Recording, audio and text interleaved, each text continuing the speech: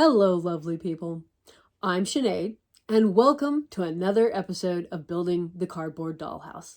As you can see over here, the Cindys have moved into that dining room and are taking full advantage of it, and of course, the cat is on the table. So, before we get started on these cabinets, or continue on these cabinets that aren't in here, let's hear from our cheeky little sponsor.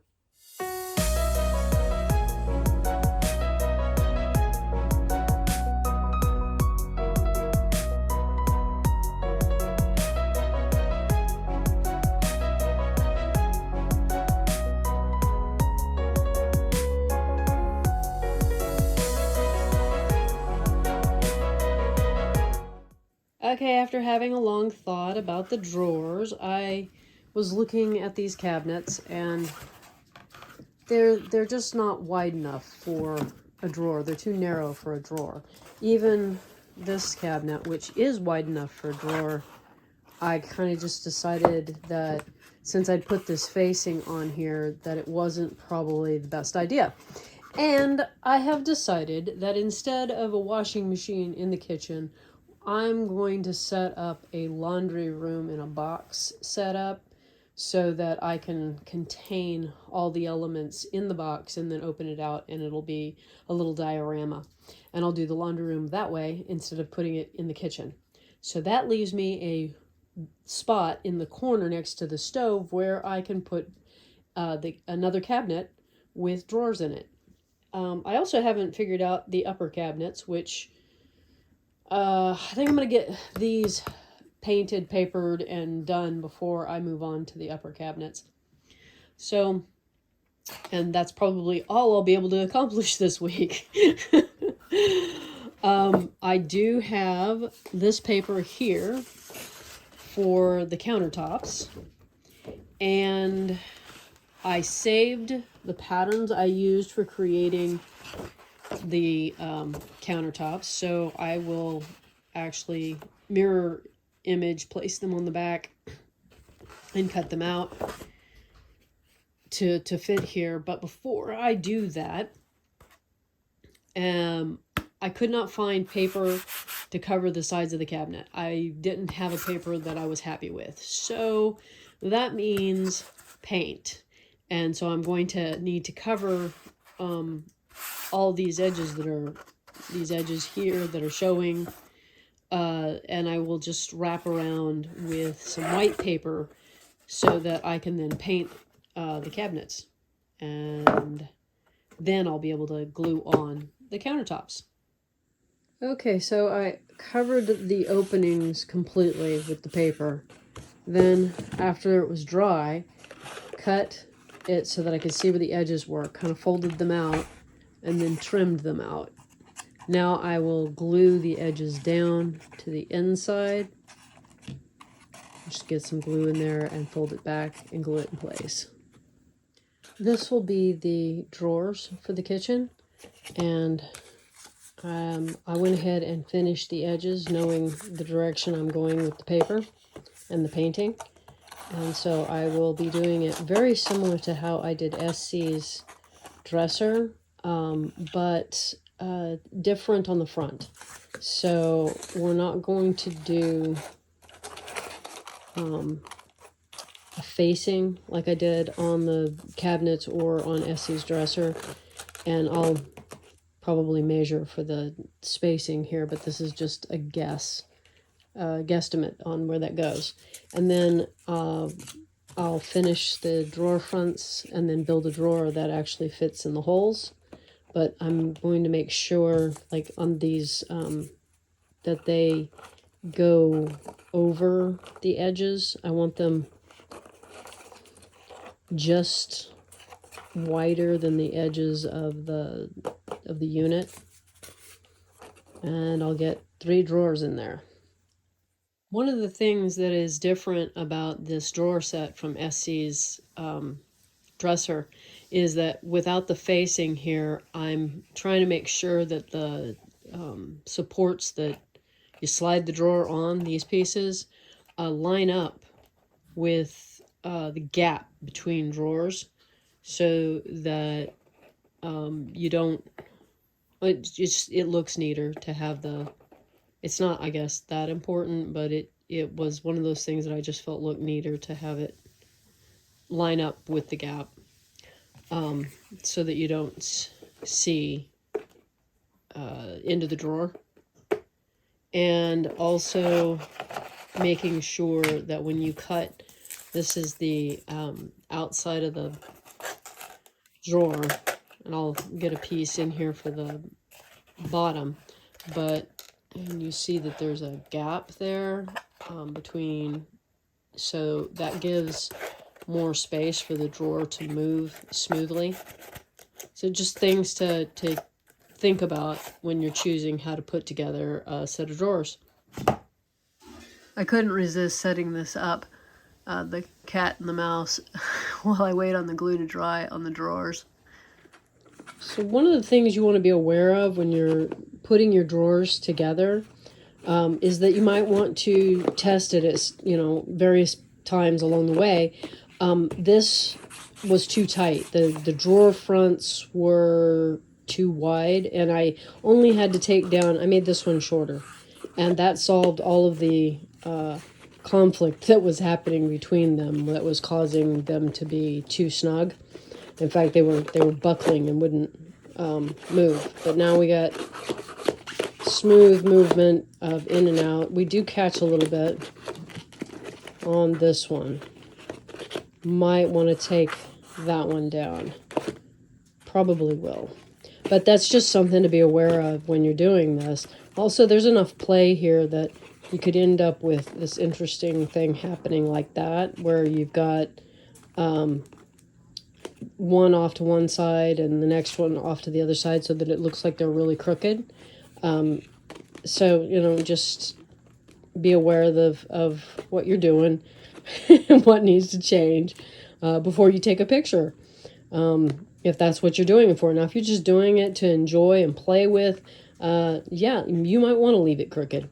But I just wanted to say that it does take repeated testing of the drawers and drawer fronts to make sure everything fits together, because even though I took measurements and everything, I still ended up with them running into each other. I got the cabinet doors cut out. There's a pile of them over there. But when I was putting on basically brown paper over their edges, I ran out of, this is like from lunch bag weight brown paper, and I ran out of it, and I didn't want to go grab another bag, so I reached behind me and got some packing paper and used that, and it's really wrinkledy. So the thinner the brown paper, the more likely it is to wrinkle up on you when you glue it, and you'll have to work harder to get it smooth. Just the brown paper bag for your lunch bag is a much better brown paper, I think. Unless, of course, this is actually a bigger bag and heavier than a lunch bag. It might be. I don't know. You might do some test runs. If you're going to use just random bags, do some test runs and see how they react to the glue. Because it really does make a difference. And I'm okay with it, but I'm kind of wishing that I had gotten up and gone and gotten the bag.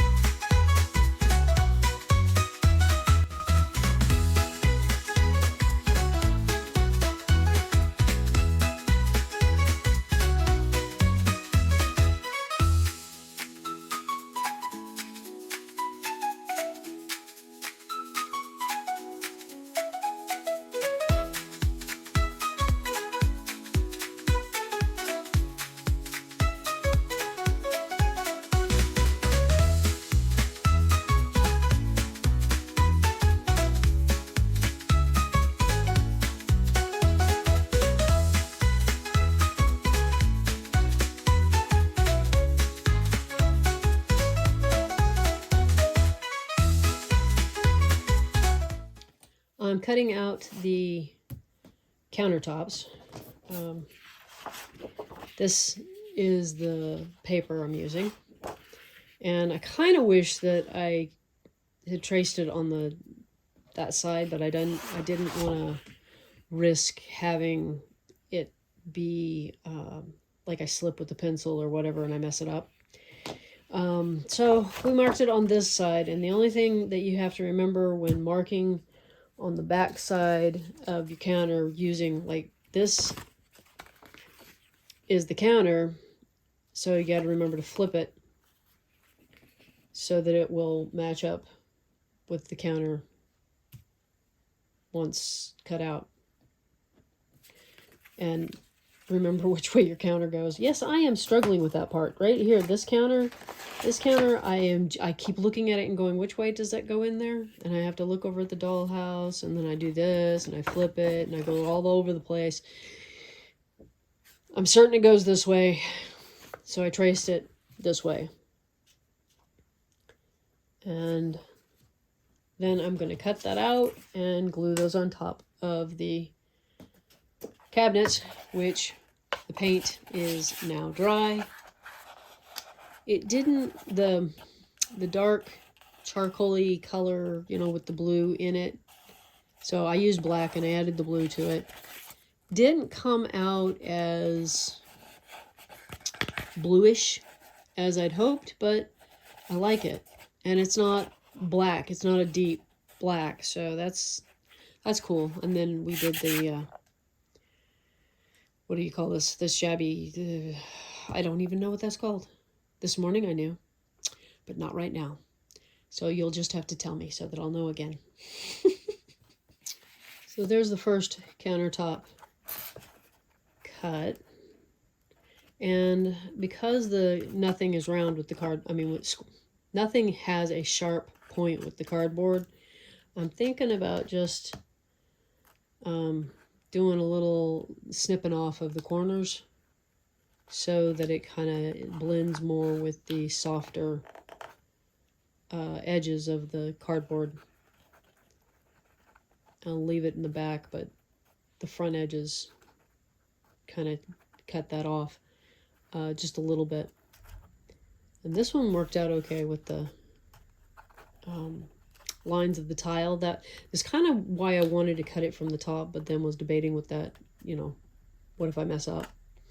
Is that you can line up your tiles to look a little more natural. You wouldn't like, well, you might, but most likely wouldn't put a half row of tiles in the front. Anyway, there it is. We'll get that glued on. I was just digging in the drawers for paper clips to use for the handles. Anybody else have a habit of collecting office supplies? I know I certainly do. I don't think, this might be close here. I didn't want to use the purple ones, which is obviously the thing I've got the most of. I wonder if I can get 2 drawer pulls out of a door handle drawer pulls. I'm not seeing a lot of blue ones in here.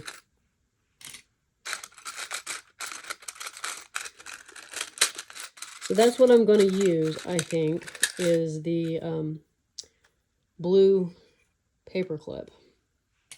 Sticking with this blue theme in the kitchen. But that decides, let's see, I've got 5 doors and 3 drawers that I've got to get out of these paper clips. And so I can totally make them smaller instead of doing a full size. What I like to do is something I can get a hold of. But yeah, I can go for something much more petite. I'm going to have to find my pliers now. Probably should have marked these out and punched them while they were cardboard, because then I could have drawn guidelines, found center, and all of that like before on Essie's dresser, but I didn't do that. So now I'm stuck here going, How am I going to mark this? Yeah. Well, I did bend the paper clips smaller. So that's the size I'm going to go for. And that way I won't use all my paper clips, you know, because I might need blue paper clips at a later date. You got to save the office supplies. That, you know, it's called hoarding. Oh boy. I decided to use a piece of tape, and hopefully it doesn't pull the paint off.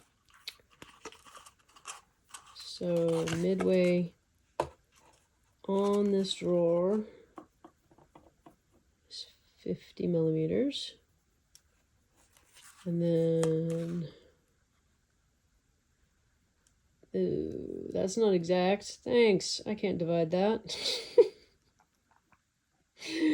Let's see. What if we do that cheat? Where you slide it over.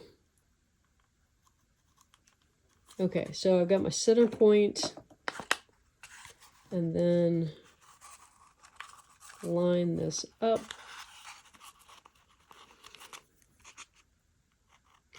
So that's center.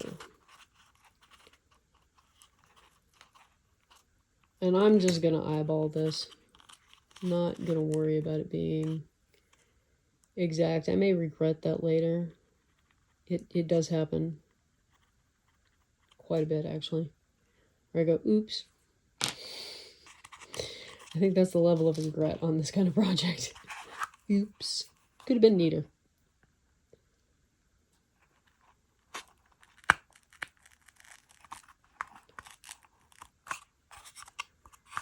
Okay, hopefully that hole is big enough. Not too big.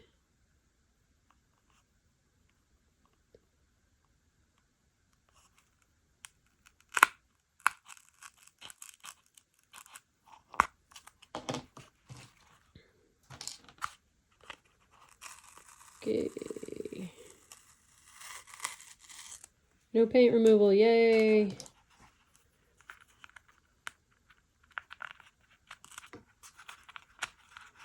Come on, go through. Oh, it doesn't want to line up. Alright. Push it all the way in. Put your pliers in.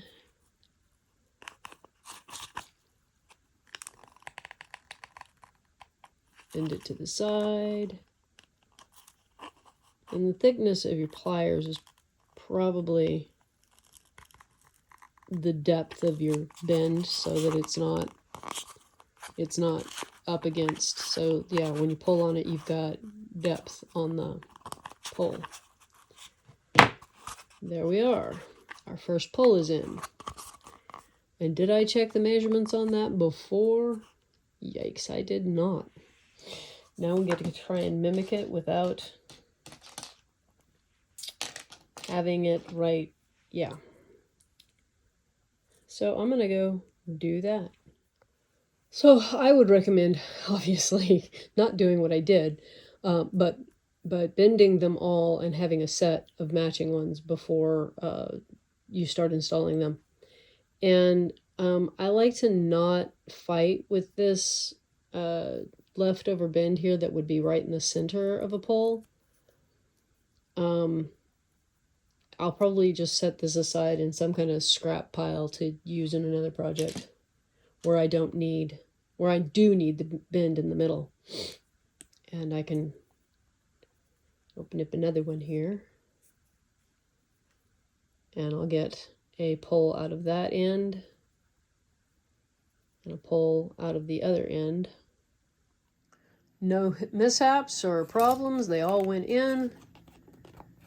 And we have handles that I can kind of get a hold of. Yeah, my thumb's holding that drawer. Oh, yeah. So this cabinet is finished. So as you can see, I've got a mark. It looks like a T right there. And I'll go in, and that will be my first hole. Let's try not to poke ourselves. It went in crooked, but not too bad. There we go. And then I'll take the handle And that will decide the other hole. So just line it up. And I'm lining up on that as well as on the handle. And hopefully I've got it right. Then once, you know, you've got the hole to where you can see it, carefully remove the tape.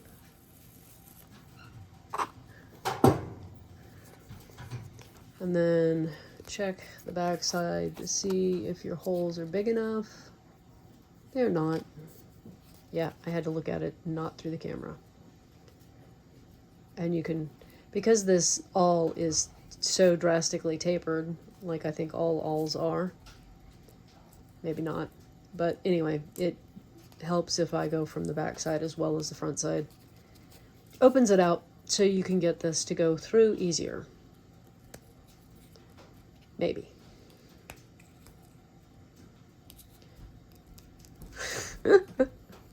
And it's the same procedure as on the drawer pulls. You bend these out.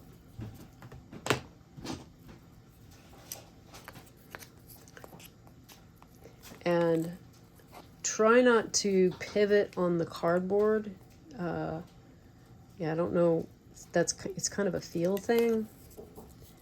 And I just noticed as I was doing this one, this is too long to leave and have it not be a problem. So I'm going to have to cut that off. But you'll see that that is not bent over as far as this one. And this curving back in makes it to where you're less likely to get caught on the end. But it also stops the handle from coming out as far. So you adjust till you're happy with it. Okay, so I decided on using those little bits of blue paper clip and poke a hole right at the very edge of the door on both the bottom and the top. And then you have to put it in place and poke a hole above that and below it really close. And then you're going to glue this in here and put it into the door. It has to be in the door, and you're probably going to have to use pliers, and it's something that's really hard to get in there and do and film, because you are going to need to glue the part that goes into the cabinet in place and leave the part that's in the door mobile so that it can swing, so you can open and close. And the little paper clip here wants to go up into the wall or up into the door when you try and use it to push. It's not very strong because it's cardboard. So I used a pair of pliers to get it started down into the hole, and then slipped it into the door, made sure it was up there, and continued with the pliers pushing it down in. Now it doesn't end up being flush down here. It has to have room for the door to hinge. So I don't know if you can see the paper clip down there that allows it to move.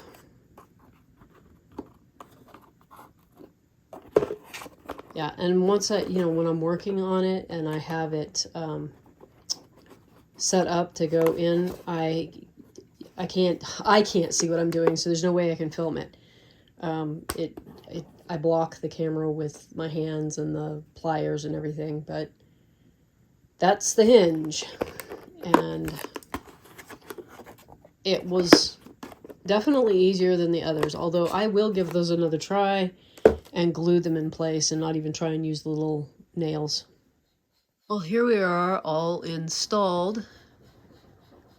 The counters and the cabinets still need a backsplash, but that will have to wait. And upper cabinets. Oh, and we're not going to use a dark color on the upper cabinets. They'll have to be a lighter blue. But I wanted to say that I'm going to take next week off from the cardboard Dollhouse, and I'll be doing something else. I don't know yet what that is, but tune in to find out, because it'd just be a surprise for us all. Have a wonderful week, a delightful day, and I'll see you on Wednesday. Bye-bye.